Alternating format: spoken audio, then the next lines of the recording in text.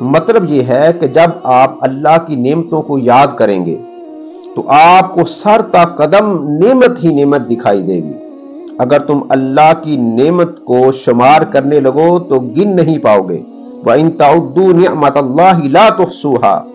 جسمانی صحت، وطن میں امن، سکون، کھانا کپڑا، پانی ہوا، یعنی پوری دنیا آپ کے پاس ہے اور آپ کو احساس بھی نہیں۔ زندگی کے مالک ہیں لیکن اس کا شعور نہیں۔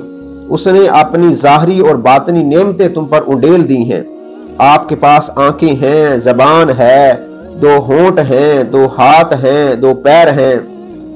فَبِأَيِّ آلَاءِ رَبِّكُمَا تُكَذِّبَانِ۔ تم اپنے رب کی کن کن نعمتوں کو جھٹلاؤ گے؟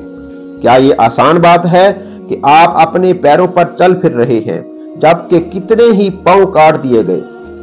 آپ پنڈلی کے بل کھڑے ہو جاتے ہیں جبکہ کتنی ہی پنڈلیاں ٹوٹی ہوئی ہیں۔ کیا آپ اس کے مستحق ہیں کہ پرسکون نیند سوئیں جبکہ علام زندگی نے کتنوں کی نیند اڑا دی ہے؟ اور پیٹ بھر کر کھائیں، سیراب ہو کر پئیں جبکہ کتنے ہی ہیں جن کو کھانا نہیں ملتا۔ بیماریوں نے انہیں کھانے پینے سے روک رکھا ہے۔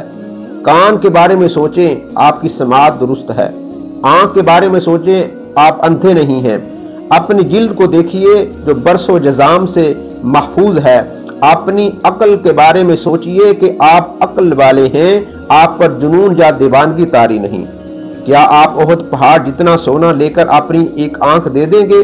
کیا آپ شہلان پہاڑ کے برابر چاندی لے کر اپنی سماعت دے دیں گے؟ کیا آپ زبان کے بدلے کسر زہرا لینا اور گونگا ہونا پسند کریں گے؟ کیا آپ یاقوت اور موتی لے کر اپنے ہاتھوں کا سودا کر لیں گے؟ کتنی نعمتیں ہیں جو آپ کو ملی ہوئی ہیں، کتنے انعامات ہیں جن سے آپ لطف اندوز ہو رہے ہیں، لیکن آپ کو اس کا ادراک ہی نہیں۔ آپ کو گرم روٹی، ٹھنڈا پانی، میٹھی نیند اور عافیت حاصل ہے، لیکن پھر بھی پریشان و مغموم ہیں، رنجیدہ و اداس ہیں۔ جو مفقود ہے اس کے بارے میں سوچتے ہیں، جو موجود ہے اس کا شکر نہیں ادا کرتے۔ مالی نقصان پہنچ جائے تو آپ پریشان ہو جاتے ہیں، حالانکہ خوش بختی، خیر، صلاحیت، نعمتیں اور اشیاء سبھی کچھ تو آپ کے پاس ہے۔ ان کے سلسلے میں آپ سوچیں اور خدا کا شکر ادا کریں۔ فرمایا وفی انفسکم افلا تبصرون۔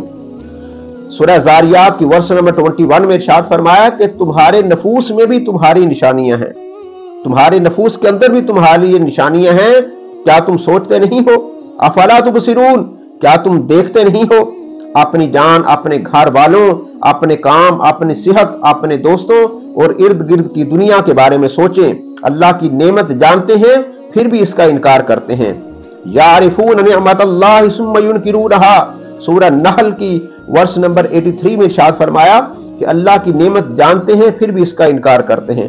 اللہ تبارک و تعالی ہمیں اپنی نعمتوں کا شکریہ ادا کرنے کی توفیق عطا فرمائے۔